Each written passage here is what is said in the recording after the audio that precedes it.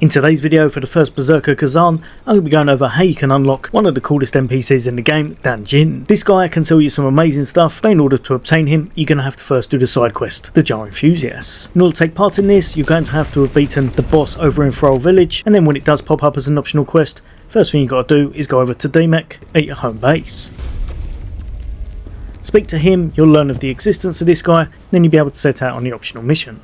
This mission in total isn't really difficult compared to a lot of the others, as you're not going to be taking on too many enemies or a boss, but I did find myself struggling with one jar in particular, so hopefully it'll help a few people out who were similar to my situation and there was one they just couldn't find. So head over to the optional mission that will see you start out at the Cradle of Jars, then go over to Danjin and he'll tell you exactly what you're doing. Short and sweet of it is that you're going to be looking for 6 jars that he's going to want you to send back to him. While you're here though, I would have a little look for his wares, and one thing I'd recommend picking up is going to be the Coward's Lantern. This is going to allow you to see some of the invisible enemies here, making them a whole bunch easier. Then head off down this direction, you'll be smashing a whole bunch of pots if you don't know exactly where to look, but when you do, this is actually a very easy mission. Make it just round the corner and there'll probably be one of those enemies just here.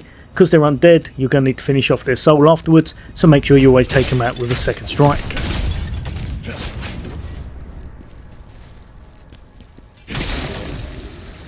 Then head up the ladder just this way, and once you get to the top, just up here on the left hand side is going to be your very first jarling.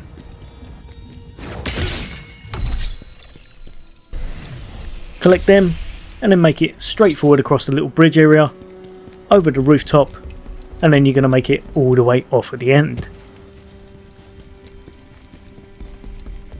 Again, just keep running all the way straight forward. There's going to be another enemy to tackle, take them out, drop off of where the ladder is, and then there'll be a second ladder straight in front of you. At this point, you're going to want to turn back on yourself, take out whatever enemies in here, and then there'll be another jarling for you to collect after you've defeated them. And that's going to be just behind yourself, just in the corner here, in that little jar just there. At this point you're going to head back out the way you came, just past the ladder, go all the way up until you see a house with an open door, and inside is going to be a ladder that you can climb all the way up. Once you get up to the top here, you're going to make your way a little bit more forward, look on the left hand side, there'll probably be another enemy in here to tackle, so make sure to take them out. But then once that's done, you've finished all of the combat up, look behind yourself, there'll be a few more jars on the floor, and one of these will be what you want to take out. Once that's done, you're going to head back out, then slightly down from where you were, and just on the left hand side there'll be a house just in here. And this is the one that I got stuck on for a while because I just could not figure out where it was in here, but eventually I found out there's a tiny little pot just in the corner that I was completely missing because I must have terrible sight. But pick that one up, and the rest of them are actually really easy to get hold of. After that, turn back round, make your way out of the doorway, and once you're at this part, you'll know where you are because you're going to see this big structure here. Just in the corner is going to be another destructible jar, ready for you to take out and grab another jarling.